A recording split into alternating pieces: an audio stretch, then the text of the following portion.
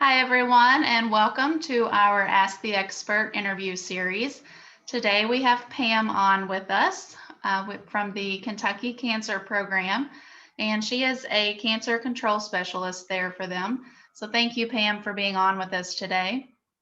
Thank you so much for having me. I really appreciate it. Good. Well, first of all, I just want to give you a chance to tell us a little bit about the cancer program and kind of what your role is and what you all do throughout the state. Okay. Well, the Kentucky Cancer Program, we are the state mandated cancer control program. And we started out over 35 years ago as a grant through the National Cancer Institute. And when those monies ran out, the people who were leading those efforts at that time went to state legislature and showed them the progress they had made and the statistics as far as the number of people being diagnosed in Kentucky and what they were doing to try to reduce the risks of cancer, and asked the state to pick up the program. So we have been funded through the state General Assembly ever since, and the monies are allocated and we are jointly administered through the University of Louisville, through the James Graham Brown Cancer Center, and then the Markey Cancer Center through UK. And the state is divided in half. So I actually operate out of U of L, and since we're right here on their campus, and I cover the Falls District, which is 7 counties, including Jefferson County. So basically what the Kentucky Cancer Program mission is to do early detection, prevention, education. We do professional education, patient education. We work with survivors, professionals, and we do this in a number of ways and however we can reach the audience. We are feet on the ground, in the communities, doing education, providing screenings, and however we can reach people the best. Okay, perfect. So that's exciting work. It sounds very similar to our mission, and we have different causes, but we're all both out doing screenings and out there trying to get out the word and to educate people. So thank you again for being on here with us today. We invited you because July is UV Safety Month, so we thought this would be a great time to highlight and showcase your cause. So first of all, can you explain a little bit about UV radiation, different forms that it takes, and how that impacts us? Sure. We always hear about UV exposure, and that is the UV damage we are getting to our skin. And it's actually UVA and UVB radiation, if you will. And so the UVA rays, we always think that the sun is good for us and it helps give us that vitamin C and everything else. And that it's true, that does, but the sun is actually damaging to our skin. And we don't always think about that when we're out there in it. And tan actually is a sun damage, and it's your skin is damaged and it's trying to heal itself. So one thing to keep in mind is a good way to remember it is UVA rays are the aging rays. So that's what causes our skin to age and we start seeing wrinkles. And UVB are the burning rays and how our skin burns and all of that. And they're both very dangerous. They can cause premature wrinkles. They can cause damage to the skin, which can lead to skin cancers, and we'll get into that a little bit. It causes you to lose the elasticity in your skin, which is then when the wrinkling starts appearing and all of that. So the UV rays can lead to, like I said, different types of skin cancer. And it can also lead to other suspicious skin lesions, redness, reactions from the sun if you may be allergic to it, and then of course the skin cancer. A tan is usually the skin's response that there's an injury going on. And especially if someone is out in the sun too long and they get a burn, then just like if you were to touch a hot oven or stove or hot water and your skin turns red, that's the melanin in your skin trying to protect itself. And so your skin is making melanin every single day. And so when you are getting a sunburn or a suntan, that is your skin then trying to protect itself and starts healing of the skin. So that's kind of where we're getting into with the UVA and B, and then the types of causes that it can do to your skin. So what are some easy steps that we can take to protect ourselves from this overexposure of the sun? Well, the biggest thing we can do is stay out of the sun. And that's hard if you're doing yard work or depending on where you go on vacation and if you work outside and things like that. But the best thing to do is to take protection. So, number one, if you can wear protective clothing. And we talk about wearing a hat. And so, not just a baseball cap, because that just covers right on your forehead and maybe right around your eyes and your nose. It's not doing anything to cover the back of your ears or your neck. And that's where we see a lot of skin cancers on the back of the ears, especially in men. So, you really need to wear a broad brim hat. And you can get plenty of those now that also have a UV protection to it. Then it's suggested that you wear long sleeve and long pants. And again, there's a lot of clothing out there that has UV protection. And it's also very important to make sure that you are wearing sunglasses that have a UV protection.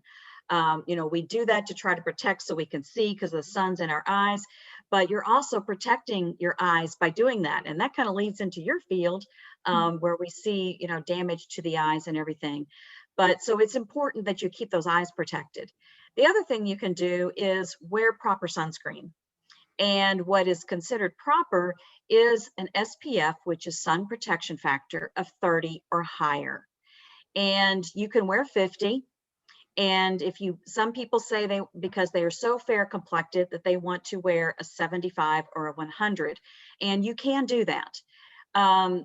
There's not a lot of difference when you really look at the chemicals and everything in a UV or a SPF of 50 versus 100. I mean, you're getting a little bit of extra protection, but going from 0 sun protection to a 30 to a 50, it's like this. And then you've got a 75 and it's just a little bit more.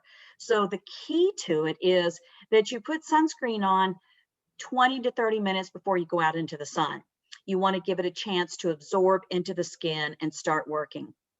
And then you need to reapply it every 2 hours. For individuals who work outdoors, what I always suggest is when they take their lunch break, then they reapply it. It only takes 7 minutes for the sun to start damaging the skin, but it takes that 20 to 30 minutes for that sunscreen to start working in your skin. So that's why, again, it's so important that you reapply it and that you put it on soon enough, and you make sure that you cover your skin completely. Don't forget the back of the ears, the back of the neck.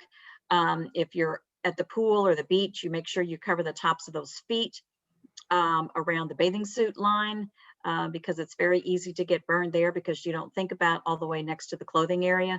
So it's important to do that. The other thing that is really recommended is that you try to stay out of the sun when it's the most intense. And that's really kind of considered around here, starting around 10 in the morning until 3 o'clock in the afternoon. And that's when the UVA rays and B are the most intense. And one thing that we do with children is we talk about you go outside and you do the shadow test. And if your shadow is shorter than you, or if it's right at noon, you won't have a shadow because it's coming straight down in front of you. But if the shadow is shorter than you, then you shouldn't be out in the sun. So you want a really long shadow because it's coming in from the side and then you're seeing it, even bigger. So that's a way that we try to tell kids to know to stay out of the sun. Awesome. I never heard that before. So, are there any types or brands of sunscreen that you recommend more than others, or they're all pretty much the same? Just make sure you have the 30. It's to make sure you have the 30. And, the biggest thing is you can buy a generic brand. And again, it's make sure you're using it. The key thing is to test it on a portion of your body to make sure you're not allergic to it for any reason. And then from that standpoint, whatever it is that your favorite brand is, and that you use it properly. The other thing to keep in mind, everybody likes using the spray on sunscreen, and that's really good, except if you're outside and it's windy and you're trying to put it on, or at the beach, and there's always a breeze at the beach. You have to be very careful because you're spraying it and it's not getting on your skin, it's blowing away.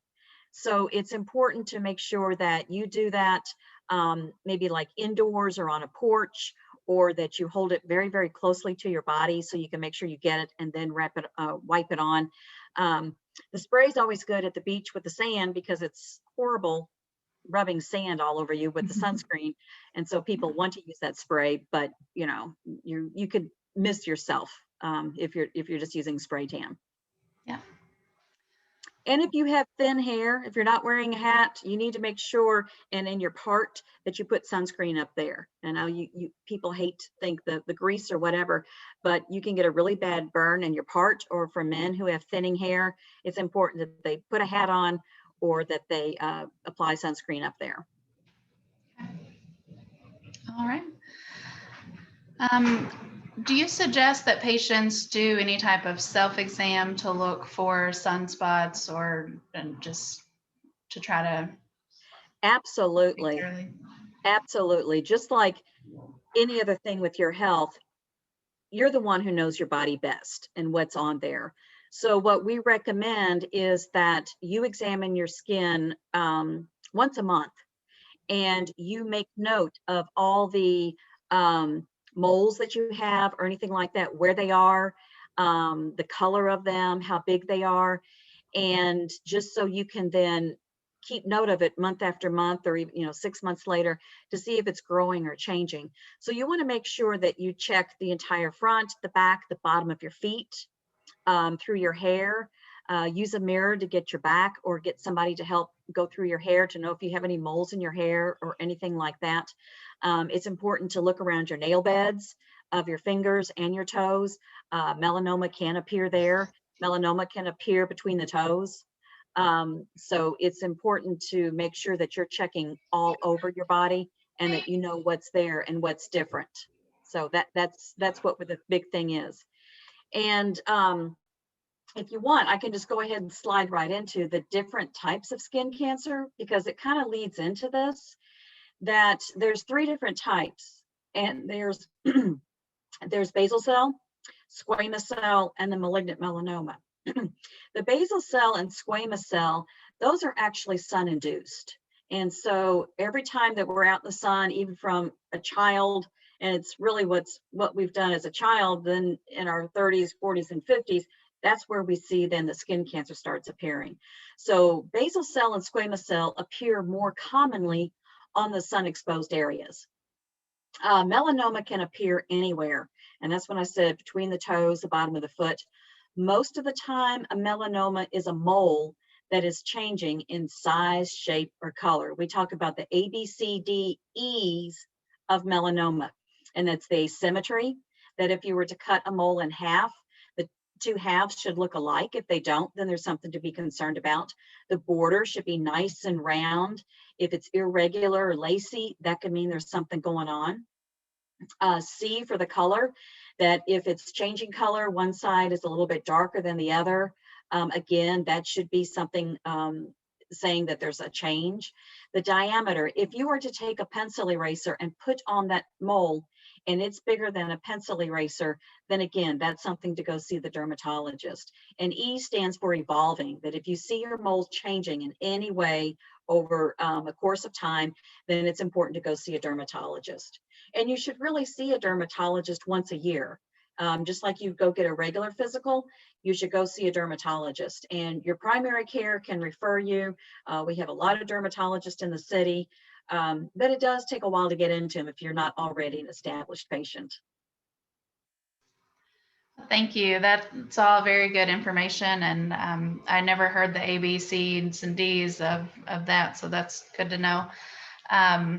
Is there any other information that you want to share with us that you often share with clients, or how can people get in to see you all to get those screenings?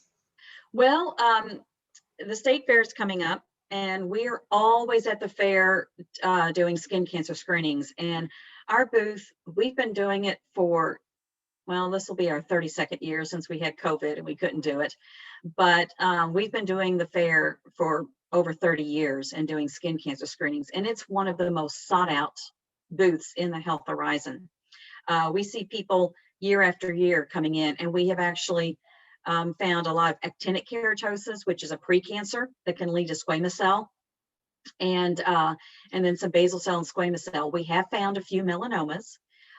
They're not as prevalent as regular types of skin cancer, because we do know that there's going to be over in the United States every year, there's over 5 million cases of skin cancer diagnosed every year. And this year alone, the American Cancer Society is estimating that there's going to be over 106,000 new melanoma cases. So it's important that you get checked. And so we normally do skin cancer screenings at the fair. It looks like this year we're only going to be doing them as of right now on the 2 Saturdays when it's the busiest, from 10 to 6 or 10:30 to 6:30, somewhere around those hours.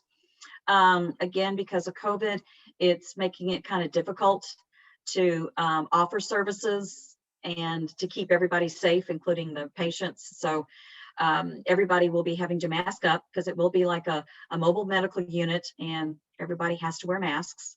So we will have that going, but we will be handing out materials that talk about everything that I have today on what to look for, how to wear sunscreen properly, pictures that actually show a basal cell, squamous cell, and melanoma.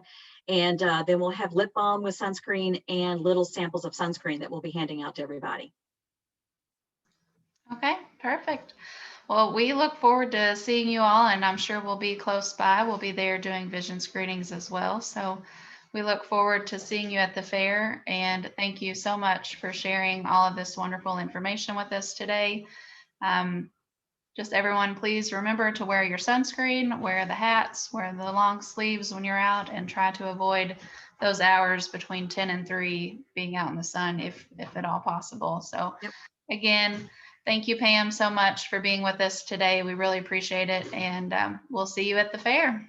Okay, see you then. Thank you. All right, thank you.